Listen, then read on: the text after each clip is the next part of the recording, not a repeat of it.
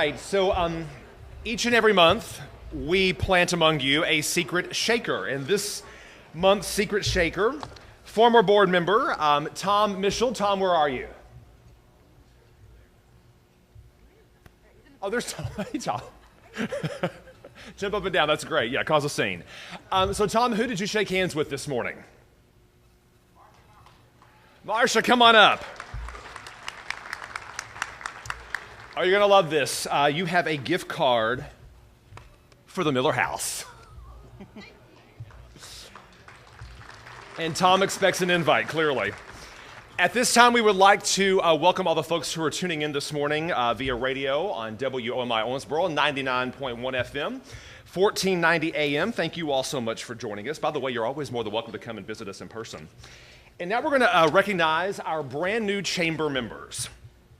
And we have Axiom Architecture serving as a starting point of reasoning for people interested in improving their built environment. Axiom's enthusiasm for creative design enables them to shape spaces that honor function while expressing agreeable aesthetics. So please welcome Erin Nacy and Ben Grove from Axiom Architecture.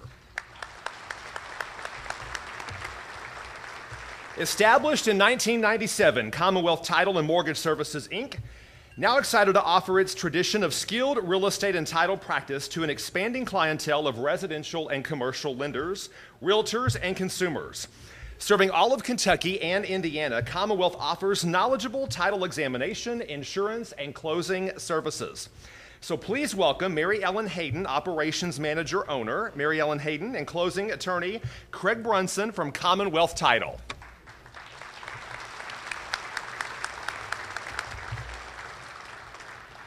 Kevin Hayden is a real property appraiser certified with the Kentucky Real Estate Appraisers Board. Whether you are a local trying to buy or sell, or seeking to relocate from outside the Owensboro area, you can rest assured that Kevin will navigate you towards achieving your real estate goals. So please welcome Kevin Hayden from Kevin Hayden Appraisals.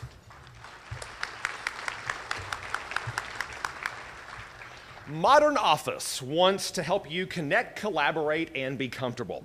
Featuring high-quality, design-focused commercial furnishings such as task chairs, lobby and reception furniture, healthcare and education furnishings, they will work to make your business stand out. So come and see what they can do for your business. Please welcome Eve Thomas and David Thomas from Modern Office.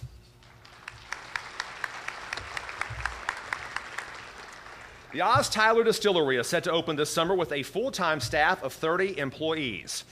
Terracentia Corporation, based in North Charleston, South Carolina, purchased the former Charles Medley Distillery in 2014. Distillery was named the co-inventor of the company's patented TerraPure technology, an ultrasonic filtration process that ensures an exceptionally smooth finish.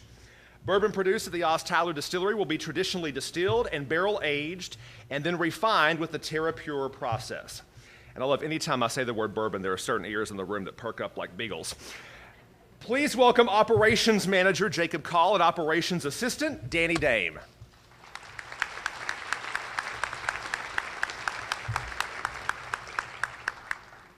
Riverwalk Properties. They are the type of people that notice the diamonds in the rough. They love to restore buildings to their full potential and match tenants with the most beneficial spaces. It is the architecture and history that catches their attention, but it's the possibilities and future that inspires them to continue their journey to better our community. So please welcome Larry Conder and Rosemary Conder from Riverwalk Properties. Sagamore Home Mortgage provides a wide range of home purchase and refinance loan options and prides itself on the personal and caring relationship established with every client. Brenda Blackburn and her local team are always available to answer any questions and guide you through today's more complex mortgage environment. Brenda's a longtime Owensboro mortgage professional, and she is very excited to bring Sagamore Home Mortgage to Western Kentucky. So please welcome Brenda Blackburn, Amanda Crabtree, Sherry Johnson, and Cassie Johnson from Sagamore Home Mortgage.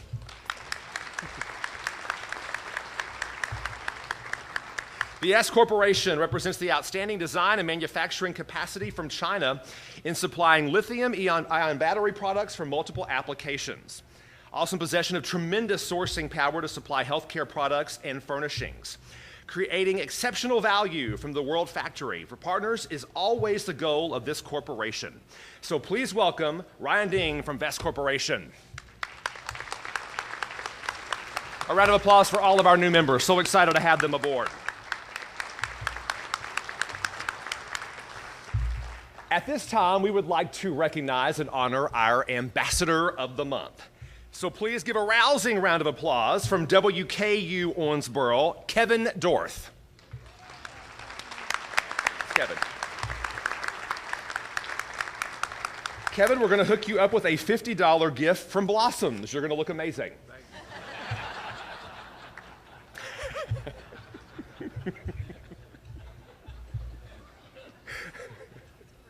Right, Cadis, it's for his wife. I think they got it. It's just hilarious.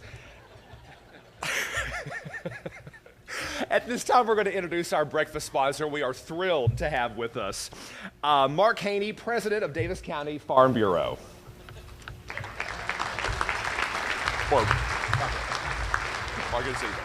It's a promotion. I'll take it that way. Oh, thank you. I do appreciate the opportunity to come and be with you, and I want to say how much I appreciate the Davis County Farm Bureau. I am not the president of Davis County Farm Bureau. Jeff Berry is, and they are a model county farm bureau for us at the state. Kentucky Farm Bureau, really, we're in every county in Kentucky, and Davis County is a model, and we have many of their board here this morning representing Davis County Farm Bureau and being a sponsor for this breakfast. I also want to say thank you to the Chamber for an event that really kind of showcases agriculture and shows the importance of agriculture across our state. Most importantly, it's the ability to showcase agriculture all across rural America. It is so important, truly is the backbone of our economy, and a good time to recognize that. I want to also recognize some folks. It's very important to us in Farm Bureau and certainly Davis County Farm Bureau that service to our members here in your county, and I'd like to recognize those if I may. I have traveling with me, though, the first Vice President of Kentucky Farm Bureau, Eddie Melton. Many of you know Eddie. Eddie's from Webster County, and certainly is a really good asset to me. Couldn't ask for a better fellow to work with on the state level. We also are very proud of our agency managers that are here in Davis County. We have 4 agency managers: Gavin Roberts, Wes Mills, Chris Hoskins, and Stuart Anderson, and I've seen almost everyone here today, and those are folks that represent our company here in this county and do a wonderful job, and we're appreciative of those. I also want to say thank you to Tony Holloway and Leanne Keegle that work here in this county, and they really helped me in my position a lot. I want to go back really to just right after the turn of the century, of the 20th century.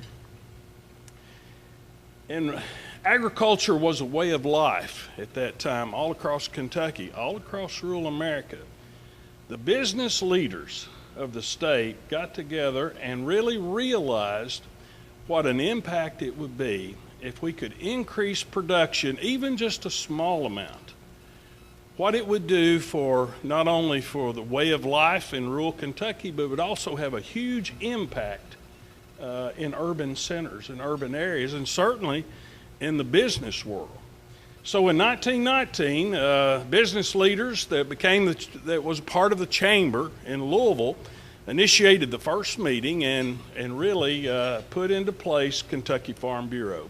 So we have a partnership really with the chamber and the business world that goes back to our beginnings. And we're getting ready to celebrate our century-year-old organization just here in a few years. And we look forward to that, but we are so aligned with the principles of business and what's good for America, what's good for rural Kentucky, and what's good for our urban areas. And we see things alike, and we work together so much along the way. we have a strong lobbying team in Kentucky Farm Bureau, and we apply those lobbyists and the works that they do, not only just in the national level in Washington, but certainly in our state's capital here in Frankfort, and in the county courthouses all across Kentucky. We think the best thing that we can do in Farm Bureau is to be an advocate for our member, and we appreciate the work that the Davis County Farm Bureau and the folks that represent agriculture here in your county do the same thing. In 1943, we determined that we had another need, and that was to be able to insure the assets and protect the assets of folks all across rural America. And that's when we began Kentucky Farm Bureau Mutual Insurance Company. And now we have grown to, our membership is just a tick under 470,000 members and growing. And we're very proud of that. It is an honor for me to be able to be a leader in that organization, but I think we do the things that are very, very good, and we do things that are appropriate for our way of life and the things that our members make policy that we carry out, and we try to do that on a very effective level. There's three things I want to leave you with as I sit down. You know, every day we're going to be dealing with cultural practices, we're going to be dealing with farm bill policies, things that we're going to always deal with, tweaks, changes, all the things. But from a global view, there's three things I want you to remember. One is we have a growing population globally, and we have to be able to feed more folks, and we're going to have to do that with less inputs, less water, on fewer acres, less inputs from fertilizer, everything. We can do that, but we have to have research. So from a global view, we're going to have research to be able to develop technologies that increases production. We have come so far in the last 50 years, but we have got so far to go as well. So we have to have research. We have to have, number two, we have to have water. We have to have water at the appropriate time to make the crop. We can do it with less water because of the technologies, but we have to have access to water in agriculture. And number three is we have to have trade. We have to be able to trade globally. So our organization, we will always every day work on things that help us in agriculture, but we're going to take a global view and try to make an impact on those three as we move forward. Thank you again for allowing me to be here. I couldn't be more proud of the Commissioner of Agriculture that we have. Our organization works with the Department of Agriculture on a daily basis, every day, Commissioner, and he and I not only work together, but we're great friends, and I just think he's going to be a wonderful Commissioner of Agriculture for us in Kentucky. Great to see many of you here today. I see faces that I know everywhere. So thank you for allowing me to be here. Thank you. At this time, we'd like to recognize elected officials who are with us this morning, and apologies to you if we miss you. We try to scan the crowd and get everybody. Tim Thomas is here from Mitch McConnell's office. A round of applause for Tim. City Commissioner Bob Glenn is with us this morning as well. I believe Debbie Nunnally's with us too. She's on this side of the room this morning. County Commissioner Charlie Casson is here.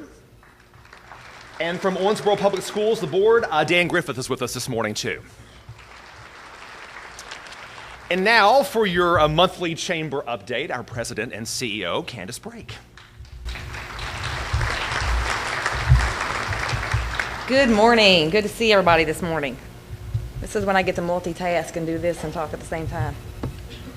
We are going to start this month off by recognizing our Business of the Year winners. We had a great annual celebration a couple of weeks ago, and we recognized some of our outstanding members. We actually have around 1,000 outstanding members, but some of the ones that we awarded this year, and I want you to help me applauding them. Okay, first of all, the Emerging Business of the Year, Studio Slant, and they are here. Would you all please stand? The girls, the Sisters of Slant, are in the back corner. Good morning, sisters. And the 1 to 10 employee winner, is Candy Stevens with the Scrub Shop.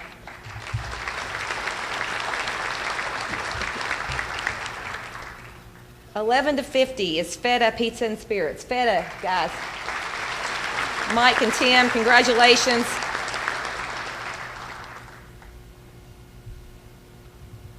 $51 and plus, Hearts Contracting, Sarah Ford, and the Hearts Cook Group. Congratulations, guys. And our nonprofit of the year, Junior Achievement, JA Group.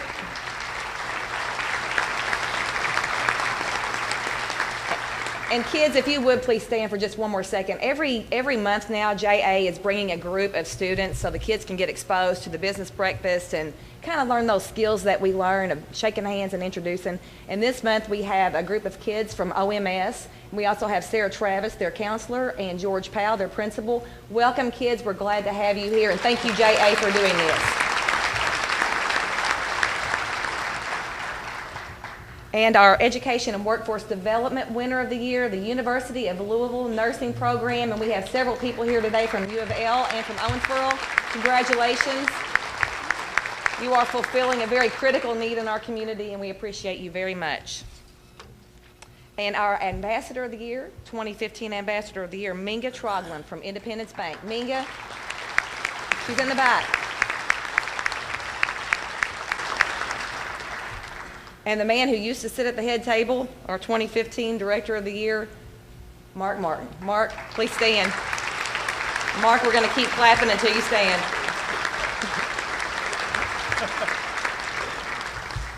We have a lot going on at the Chamber this month.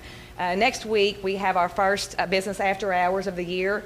It is presented by Junior League of Owensboro, and it's going to be at the Owensboro Area Museum. Junior League has invested in a traveling kitchen to do outreach with children in the community to show them how to cook nutritional food, farm-to-table food. So it's very important if you come out and celebrate with Junior League. Free food, free drinks. They're going to have demonstrations of the new equipment, and it's a family-friendly event too. So come out 4:30 to 6:30 next Tuesday night at the Owensboro Area Museum of Science and History and celebrate with our friends from Junior League of Owensboro. Western Kentucky Thank You Night is also next week in Frankfort. It's going to be from 5 to 7 at the Frankfort Convention Center, and we have joined together with 20 chambers from around Western Kentucky. We're creating a caucus and trying to do strength in numbers to reach out to the legislators throughout Kentucky and let them know the things that are important to us here in West Kentucky.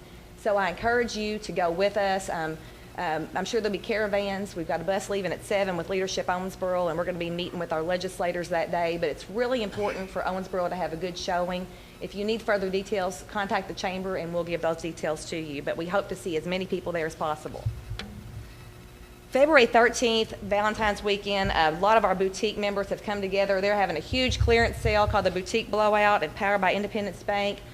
Guys, girls, looking for something for Valentine's Day, come on out. Everything's going to be slashed over 50% off at any of these members that you see up there.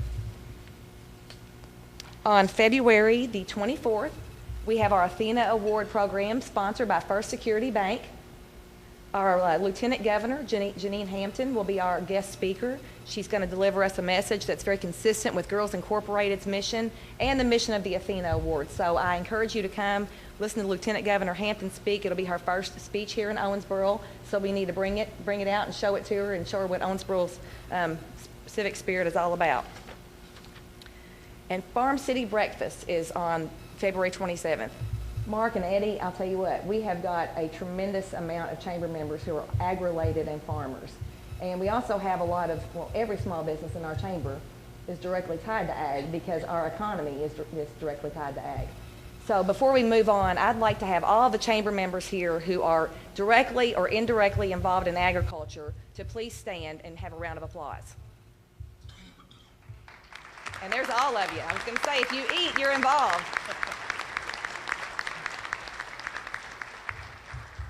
We also have today some FFA students. Would you guys please stand? Future Farmers of America, our leaders. So the Farm City Breakfast this year is going to be at Davis County High School. It's the best breakfast in Davis County, $6 a person. There's still sponsorships available. We encourage everyone to come out and get together to talk about what's important to our community as far as ag is concerned. Brent Burchett, who is in Commissioner Quarles' office, is going to be our speaker. He's very entertaining, and he really gets the whole synergy that ag and the economy, how we all kind of coexist together and we all need each other. So please come out. And our February ribbon cuttings we have. First, we have L. Ruth Interior Design on February 12th at 12:15. And we have Mary Jane Salmon Interiors as well. Mary Jane's with us this morning. But please come out and celebrate with Mary Jane and Laura Ruth next Friday. It's sure to be a great time. And then on February 19th, we had Gold Box Watch and Jewelry Repair. It's February 19th at 12:15. It's always good to celebrate with our members and as they move on to better things with us at the Chamber. At your place, we have our Chamber Matters. As you'll see, that's the picture that we took last year at this breakfast. I had several people drive their implements to the breakfast. But please look in there at the renewals and thank the people who have renewed. Those are people who believe in the Chamber. They're people who believe in Owensboro. So we ask for you to do business with them because they do business with us. And last but not least, thank you to John Conti for your great sponsorship and your great coffee. It always warms us up to see you here. Thank you all. All right, at this time, sorry about that. So we have, obviously, it's February, Valentine's Day just around the corner next Sunday. So we thought that we would have a little fun this morning and combine our two themes, farm and love, right? And we have some great goodies to give away. In fact, it's really, in so many ways, the iconic Valentine's Day gift. Whitman samplers. So great. Yeah, in fact, you should follow us around. So Shelley's in the crowd this morning. Okay, so Shelley, who do you have first for us this morning? Joe Barry, by the way, who just got engaged days ago.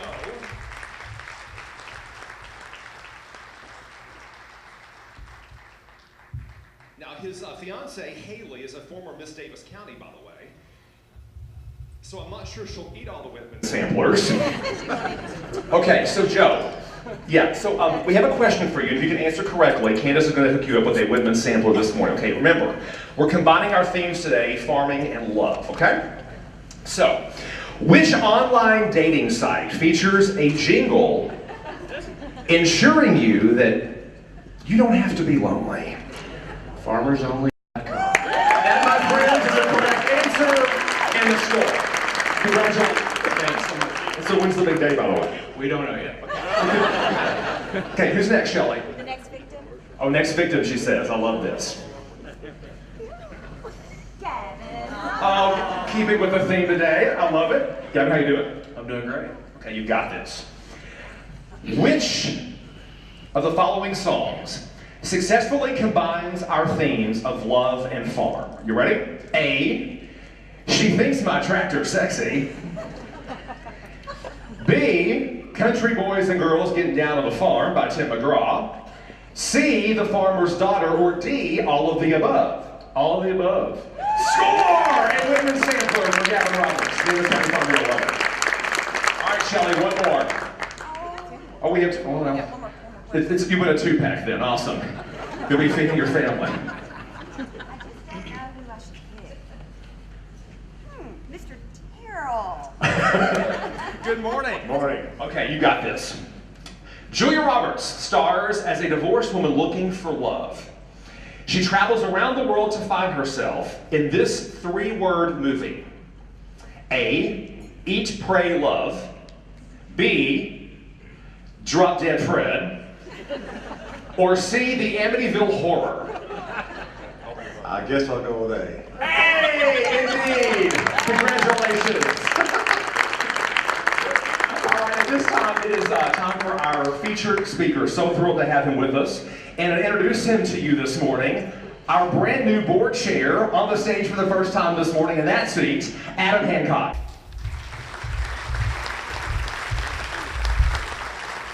Thank you, Chad. What an awesome crowd we have here this morning. Thank you for coming out. I wish I could say it's because it's my first round as chair, but I know that's not the case. You're here for other reasons, for good breakfast and free coffee. First, I'd like to say thanks to our sponsors, Mike Haney and Eddie Melton. Thank you. We appreciate all you do for our community. I'm extremely excited and honored to introduce our guest speaker this morning. In a brief few comments, you'll realize that this guy's brilliant. I also feel somewhat of a bond with him, with the gray hair, early in our 30s. So, yeah, it works, serves us well. Ryan grew up on his family's farm in Scott County, coming from a family that has lived in central Kentucky for over 200 years. Ryan completed 3 undergraduate majors and 2 graduate degrees in just 4 years at the University of Kentucky, graduating in 2006. In 2008, Harvard University awarded Ryan a full scholarship with the Zuckerman Fellows Program, which enabled him to continue his studies at the Harvard Graduate School of Education, the Kennedy School of Government, and Harvard Law School.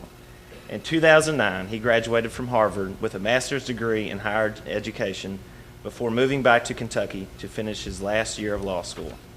Ryan was elected to the Kentucky General Assembly in 2010, representing Scott, Owen, and Fayette counties. Ryan served as vice chairman of the House Judiciary Committee and served on the Agricultural and Small Business Committee, the Tobacco Master Settlement Oversight Committee, and the Banking and Insurance Committee. In 2015, Ryan was elected Kentucky's Commissioner of Agriculture.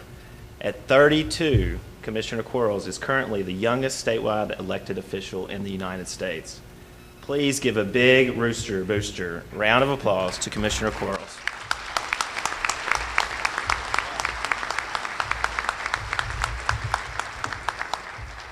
Thank you, Adam.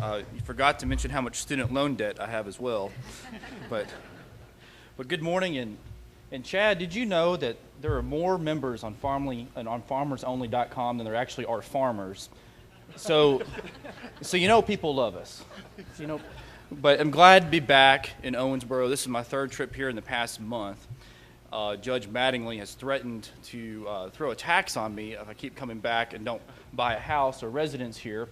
But it is always a pleasure to be back in Western Kentucky. And as a former legislator, she is exactly correct. Make sure you take time to go to Frankfort and talk about what Western Kentucky needs, because us, you flatlanders down here, sometimes don't get the attention you deserve up in Frankfort. And so make sure you take the time to make the phone calls and advocate for the issues you care deeply about right here in Davis County. You know, I got in a little bit early last night, and I got to finally attend one of the most storied and most fun restaurants here in Owensboro, and that was the Miller House. And let me tell you something, the sinuses are cleared up. So I enjoyed it, and I hope to be back so I can take a taste of every single one over the next couple years. I am so happy to serve and honored to be serving as the next Commissioner of Agriculture. I've been in office for just 1 month. It's been a tough month. In the past 4 weeks, we've had to deal with an avian flu influenza outbreak just across the river.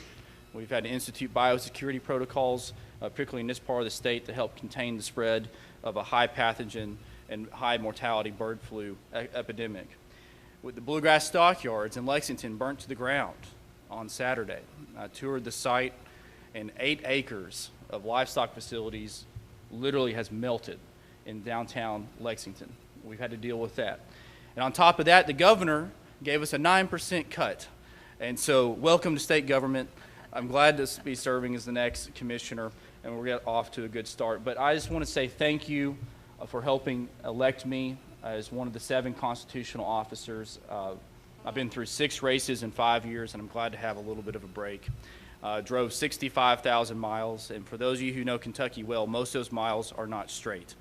I picked up 20 pounds on a Kentucky Proud Belly, and now I'm ready to get to work. So why are we here? Why would you dedicate a monthly meeting just for agriculture? What does it have to do with the economy? And for an ag commissioner who's used to coming down here and speaking in front of agriculture crowds, this is a rare opportunity to help give you some context about the state of agriculture here in the Commonwealth of Kentucky and how it plays in to the greater global economy that Mark Haney was talking about. And Mark and Eddie, they do a tremendous job of advocating not just for farmers, not just for agribusinesses, but for rural Kentucky in Frankfort and Washington, D.C. And thank you for your leadership, and look forward to working with you.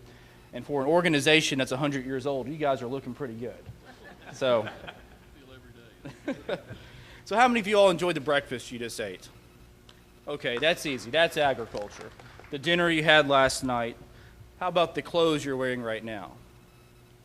We'll take it a step further. The medicine you may take, the car that you drive, or even the tables and chairs you're sitting in today are tied in with agriculture in one way or another. In the United States, 1 in 5 jobs is directly related to agriculture. And it's important to put this in context, especially here in Owensboro. You don't have to look very far to see the fingerprints of agriculture, biotechnology, and agribusinesses, with businesses such as, and products such as Kentucky Tavern, the biodiesel plant, Owensboro Grain, which is a huge international player, and also the miracle of genetic modification coming from an unlikely source, a tobacco plant, to address the Ebola vaccine with the ZMapp outbreak. You have a lot to celebrate right here in Owensboro, and it kind of puts some tangible marks on what we're about to talk about. So, to help frame agriculture to a group of chamber members, the message is clear. Agriculture is economic development. And as the new Ag Commissioner, the way I view helping our farmers, the way I view helping our agribusinesses, or perhaps attracting business to the state on the agriculture side is about jobs, it's about economic development, it's about FDI, foreign direct investment, and it's about elevating a part of the economy that has always been strong in Kentucky, particularly at the local level, and help making the best better. The story of Kentucky agriculture is not unique to many Kentuckians. Raise your hand if you have a direct farm connection here in Kentucky, whether you grew up on one, your grandparents did, your parents did, or you did. That's a lot of us. That's very, very common across Kentucky. My story is not any different. My family moved here over 200 years ago, a land-grant family, after serving in the Revolutionary War. And for the wild west of Kentucky, we decided to invest in the common clay, and we've been playing in the dirt ever since. I grew up on the farm, grew up in 4-H, wore the blue corduroy jacket of our young FFA members here today, grew up in the Farm Bureau family, and I like to tell people that one of the first jobs I had on our farm growing up was shoveling cow manure, which prepared me well for politics in Frankfort. and there's always been a connection with farming and politics, and if you watch the Iowa caucuses this week, it seems like everyone running for president suddenly cares about Iowa corn farmers. And in fact, Donald Trump himself said he's going to buy a farm. And so there's a lot of interest as we move forward in that race. Agriculture is about innovation, and Kentucky has always been a leader. A lot of practices and research that Mark Haney talked about, research that in the agriculture world returns $35 for every $1 that's invested.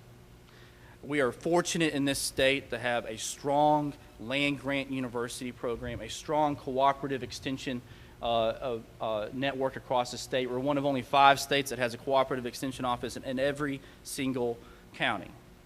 And UK and KSU continue to impress us, as well as on-farm experimentation, to prove that Kentucky is an international leader when it comes to increased and better conservation practices. No-till planting, no-till corn, meaning you don't have to go out into the field and actually plow the ground every year. You can plant directly over the crop residue from the year before. You save inputs, you save time, you save diesel, you protect the soil.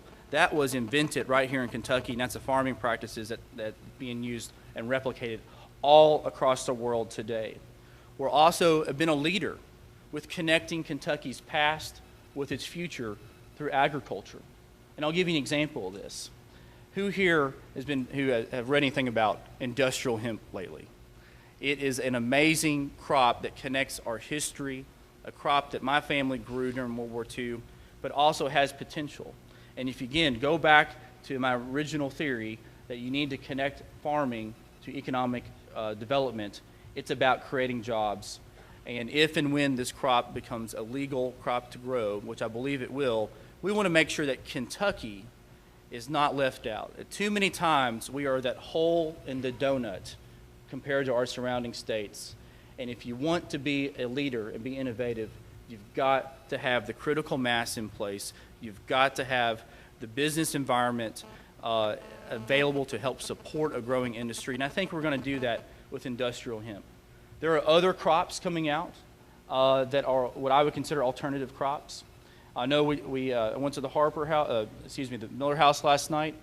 Only 40% of the grain used for bourbon in Kentucky comes from Kentucky farmers. And we can do a little bit better job than that. So we're going to encourage our distillers to buy more Kentucky grain, and our farmers can grow it, whether it's a specialty crop, whether it's GMO, non-GMO. We want to play a more proactive role in putting more Kentucky ingredients into markets that are already thriving and growing. And with 95% of the bourbon consumed coming from Kentucky in the world, that is a market that we can continue to make progress in. Craft beer. Craft beer, it continues to be a growing part of Kentucky's economy, but yet there are very few hops grown in Kentucky, or barley. And so we want to have a discussion that connects farmers with emerging markets. Again, economic development. We're also going to look at the role of kenaf. Kenaf is a fibrous plant that's similar to industrial hemp, but with no legal issues. It's already being used in the Toyota plant in my hometown of Georgetown in dashboards. It's also being used on Ford products out of Louisville, but yet all the kenaf that's used is sourced out of Malaysia and Indonesia.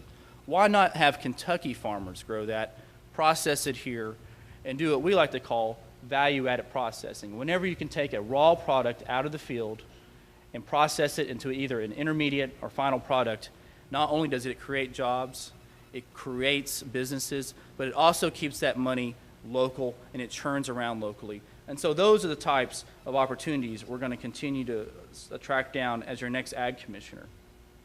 Mark Haney was correct. The story of ag is about efficiencies. My dad was born in 1950. He's 65 years old this year. And if you look at how agriculture has increased in the past 65 years, here's a statistic, and try to apply it to your own business. Our productivity has gone up 170% with 26% less land, less inputs being used. If you look at the amount of water being used, it's less. If you look at the amount of chemicals, pesticides, fertilizers, the things you need to grow a successful crop, it has all been reduced. So we're doing more with less every day.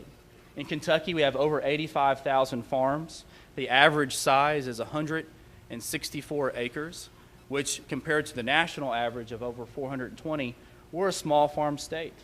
And for those of you who cannot visualize what an acre is, think of it as the size of a football field. And so Kentucky is unique because we are literally a patchwork quilt. And whenever you fly over our state, you'll see that, a patchwork quilt of small family farms with tremendous diversity. And it's important that we realize that farmers are business owners. They pay taxes just like you do. And they need to have the support, and we need to remove the misperceptions about agriculture, which continues to be an issue among the industry. So I thought I'd give you a few facts, a few interesting facts about Kentucky agriculture. Who here has ever eaten a biscuit from McDonald's? Just about everybody. That wheat came from Kentucky, and it was processed down in Christian County at Seymour Milling. Who here likes to have a steak or a cheeseburger? Kentucky is a leading beef-producing state. In fact, we have more beef cattle than any other state east of the Mississippi. And so when we lost the stockyards on Saturday, it was personal for us, but we'll continue to get back up on our feet. The average Kentuckian and average American eats 17.9 pounds of bacon every year. And I think I add to that average every day. We have great pork producers, including some right here in Davis County. The average milk cow produces over 1,850 gallons. And now to put that in perspective, the average backyard above ground pool could be filled with just 2 cows worth of milk each year. And so we continue to have efficiencies that impress the world. Guess what our number one livestock is? I come from horse country. It's not horses. It's not cattle. It's chickens. That's right. And so that continues to be an area of tremendous growth in Kentucky. Speaking of horses, 106 of the 140 Derby winners were bred in Kentucky.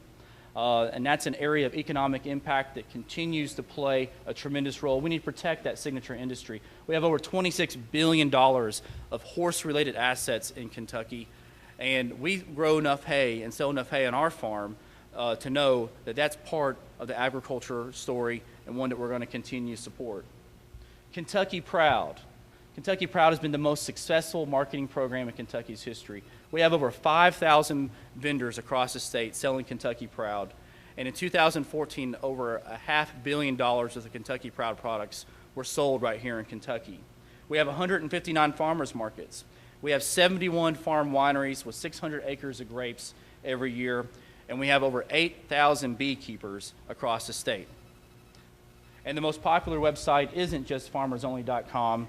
It's also the KDA website at kda.org. So we'll continue the story about Kentucky agriculture. My priorities over the next 4 years are to continue the successful marketing programs such as Kentucky Proud, because when Kentuckians buy something with this stamp on it, they know that they're supporting a local farmer, they're supporting a local agribusinesses, and they're reinvesting in the economy. Agriculture education continues to be a challenge because only 2% of the population actively farms, and so we're constantly having to remind folks about what we do as an industry. And I'm so glad to see young leaders such as our FFA members here today who have a future in agriculture, an agriculture economy that is more so based off technology than production as ever have before. GPS units. How many of you all have a GPS unit in your car or use it? It was the agriculture industry which laid the groundwork for GPS to be used back in the early 90s. And if you get a chance to visit a local farm here in Davis County, you'll be thrilled and excited to see how precise agriculture can be and how efficient our farms continue to be. We're also going to have a focused attention on international trade. We have a new trade agreement which is being considered by Congress right now, the Trans-Pacific Partnership. There's a lot of growth in international trade. That trade deal encompasses 40% of the entire world's GDP. And although you can debate the good things and the bad things about that trade program, agriculture tends to benefit from that, because right now in our Asian countries have 500 million people who consider themselves middle class. In the next 25 years, that number will grow from 500 million to 2.7 billion people. A lot of consumers, and for every additional $1 billion that agriculture exports, creates 6,500 jobs here in Kentucky. So there is a direct relationship with international trade. It's also important to realize the challenges facing agriculture. The average age of a farmer in Kentucky is over 60 years old. We have what you would consider a pipeline issue in your business. It's important that we inspire the next generation of agricultural leaders, whether they come from 4-H, they come from FFA, or our great agriculture programs in higher education across the state. And we help support them to get excited in an industry that continues to grow every year. We have misperceptions about agriculture. It's important that we tell the positive side about what we're doing in this state and make sure that we get out and define who we are before anti-agriculture groups do it for us. And I know that there was an issue here in the Owensboro area a couple years ago which kind of defines how toxic that issue can be. So it's important that we tell the positive side of agriculture. Income always is an issue with farmers. And if you're like me and played the Kentucky lottery and did not win, you got to continue to look for ways to support on-farm income. Unfortunately, federal government overreach continues to be perhaps one of the biggest threats to production agriculture.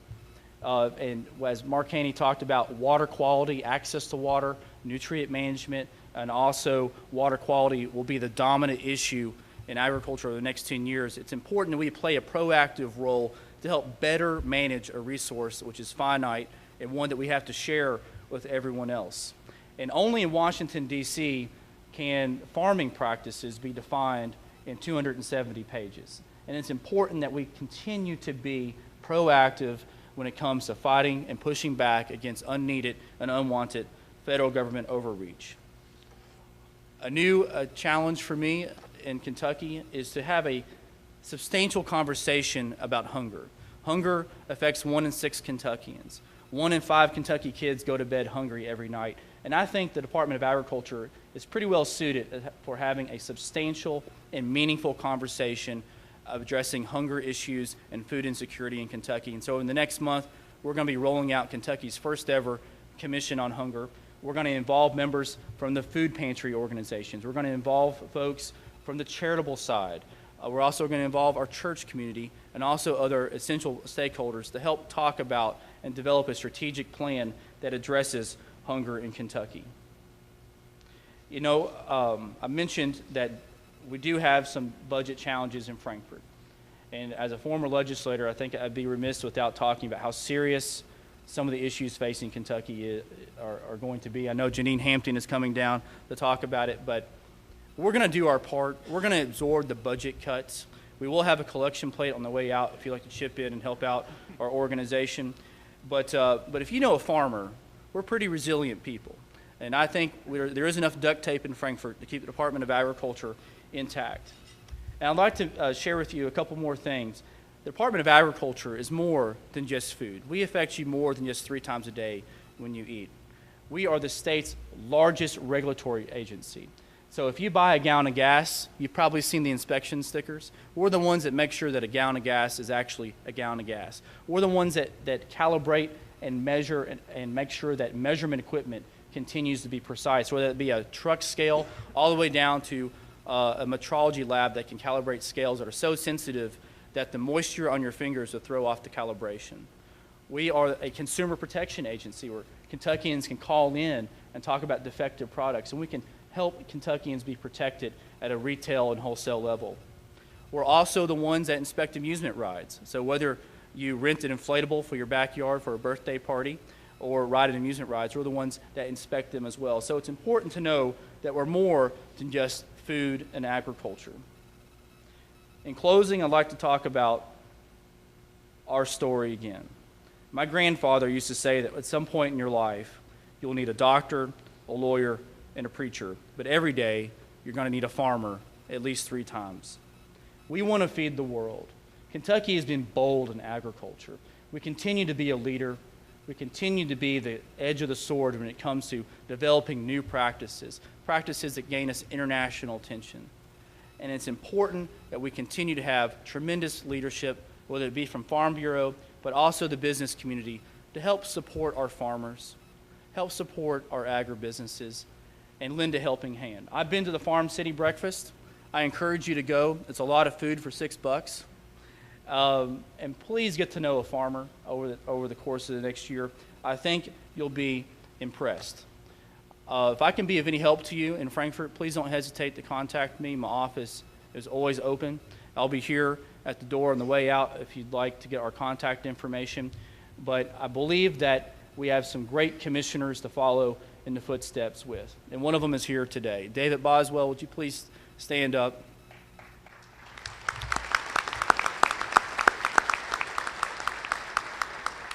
You know, I think David, Billy Ray Smith, and James Comer have set the gold standard for what it's like to run an efficient, accountable, and transparent Department of Agriculture. Thank you for your leadership. Thank you for having me this morning. I'll put the property tax bill in the mail for Judge Mattingly. And again, thank you so much. And together we can continue to run a Department of Agriculture that makes Kentucky proud. Thank you very much. Ag Commissioner Quarles. Folks, that concludes our program this morning. Thank you so much for supporting the Chamber. Thank you so much for supporting our local farmers. Happy Valentine's Day, and we'll see you in March at the next Rooster Booster.